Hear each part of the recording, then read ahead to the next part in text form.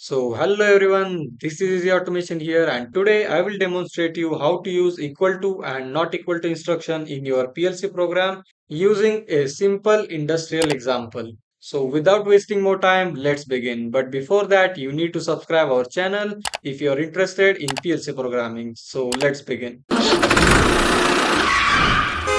So the problem statement is so simple, in which there is one push button and a motor, and the conditions are whenever I press the push button for two times, the motor should turn on, and if I press that same push button again for two times, the motor should turn off. And the process must be cyclic. So whenever I press that push button for two times, our motor should turn on, and after that, whenever I push that same push button again for two times, the motor should turn off.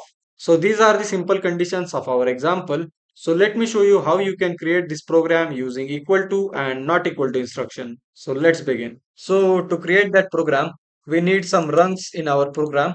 So I will just add three rungs here. So in this first rung, I will create this push button logic in which I am going to add one contact and one branch instruction. And in that branch instruction, I will put one unlatch instruction and one output coil. And in second rung, I will add one contact and I'm going to add one counter which is going to count whenever we press the push button. And in third rung, I'm going to use the comparison instruction which is equal to, and I'm going to add one output coil here. And now I'm going to give the addresses to all these instructions.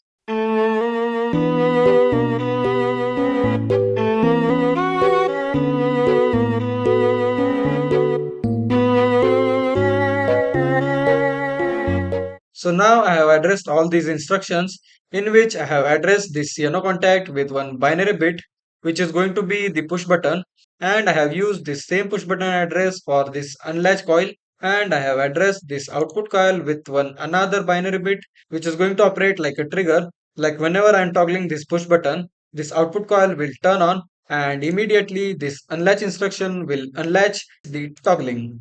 So that's how we will get the trigger pulse at B3 colon 0 slash 1, and that same trigger pulse is being used at this contact, by which whenever the trigger happens, our counter accumulator value will increment by 1, and that same accumulator value is being used at source A of this equal to instruction. So whenever the accumulator value is equal to source B, which is 2, our motor will turn on. So let's see how it works. So I will just download and run. So now our program is in running condition. So if I toggle our push button for first time, our counter will count 1.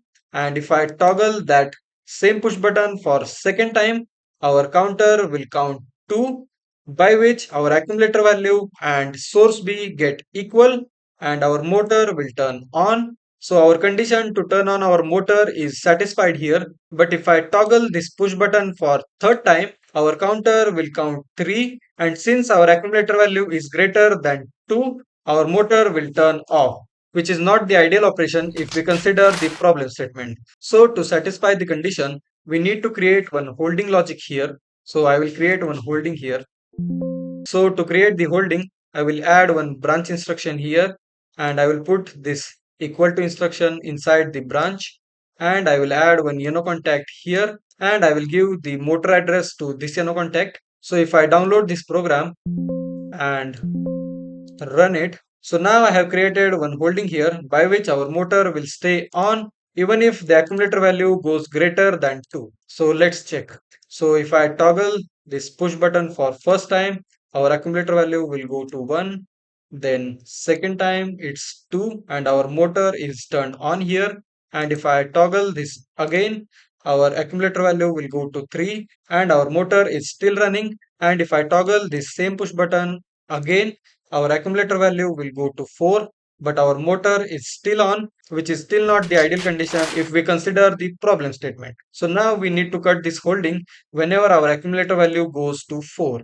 So for that, I will just go offline and I'm going to add one not equal to instruction here, and I'm going to give the same accumulator value at this source A, and I'm going to put 4 in the source B of this not equal to instruction. So whenever our accumulator gets equal to 4, this holding will cut from here. So let's see. So now our program is in running condition. And if I toggle this push button for first time, our counter will count 1.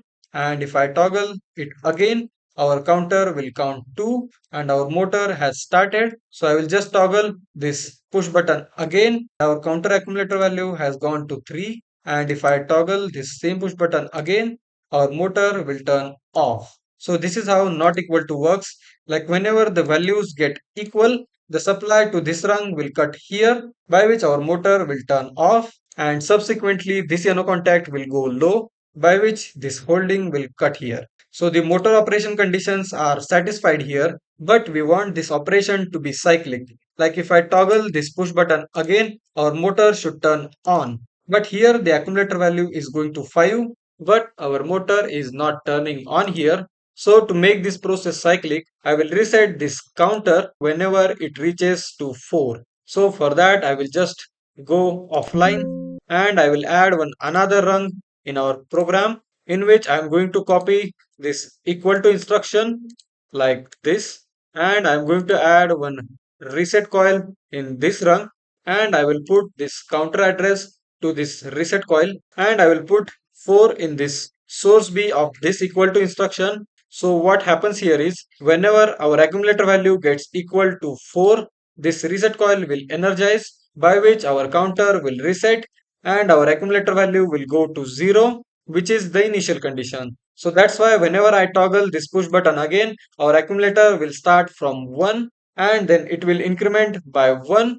and whenever it gets equal to 2, our motor will turn on, and whenever the accumulator value goes to 4, this not equal to instruction will cut the supply to this motor, and simultaneously this equal to instruction will reset the counter. So let's see how it actually works. So download and run. So now our program is in running condition, and if I toggle this push button for first time, our accumulator value will go to 1, and if I toggle this push button again, our accumulator value will go to 2 and our motor will start, and whenever I toggle this push button for third time, our accumulator value will go to 3, and if I toggle this same push button again, our accumulator value will go to 4 for very less time, for few milliseconds, and while this accumulator value was 4, this not equal to instruction has cut the supply to our motor, and this equal to instruction has resetted our counter. So that's why we can't see the accumulator value at 4, because it is going so fast. Like whenever this accumulator value goes to 4, that same value simultaneously run this equal to instruction, by which our counter is resetting to its initial condition. Like whenever the accumulator value goes to 4,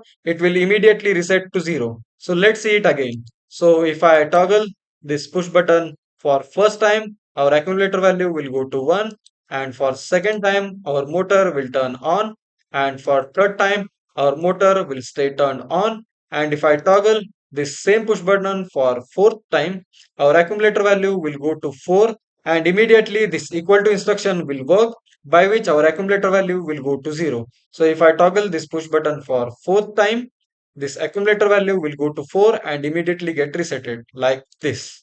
So it will just go to 4 and will reset to 0. So that's how our program will operate our motor in cyclic manner. Like if I toggle this push button for 2 times, our motor will turn on like this, and if I toggle this push button again for 2 times, our motor will turn off, and if I again toggle that same push button for 2 times, the motor will start again, and if I toggle that same push button for 2 times, our motor will stop. So that's how our program is ready, and we have learned how to use equal to instruction and not equal to instruction. So if you got the point how to use equal to instruction and not equal to instruction, make sure you hit that like button, and if you want to watch more programming related stuff, you can definitely subscribe to our channel, and if you want your friends to know about these concepts, you can share this video to all of them. And if you have any queries regarding equal to and not equal to instruction, let me know in the comment section. I will always be there to answer your questions. So with that being said, I will see you in the next one. Till then, keep exploring our previous videos. Bye.